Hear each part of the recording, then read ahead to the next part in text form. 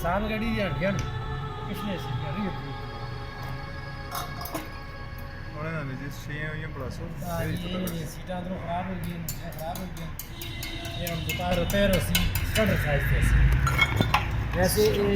over size वाशल भी pack polish हो गई थी लेकिन क्योंकि इससे सीटा ज़्यादा ख़राब हो गई है देखो ये बहुत ज़्यादा कटी हुई है इसमें पॉलिश की गुंजाइश नहीं ये दोबारा स्टैंडर्ड साइज या वाशला पैसों ने लगा ਪਤਾ ਲੱਗਿਆ ਨਾ ਛੋੜਿਆਂ ਦਾ ਇਹ ਹੋ ਗਈ ਬਿਫੋਰ ਵਾਸਤੇ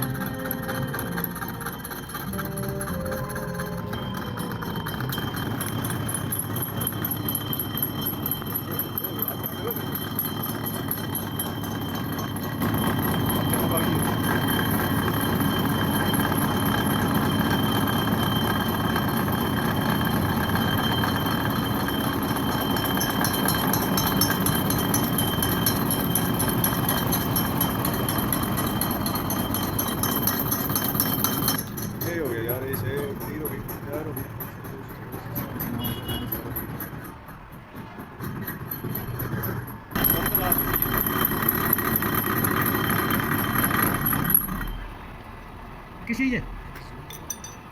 और चाहिए हाँ चाहिए जनरेटर का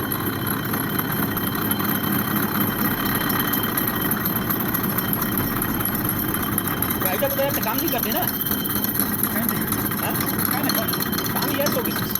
काम तो असां जी मेहरबानी नाल जिसको भी गाल के दे दे खुलासा ना कर इतना भी गाल के चाह देवा मगर काम ना करिया वो मजा ना आवे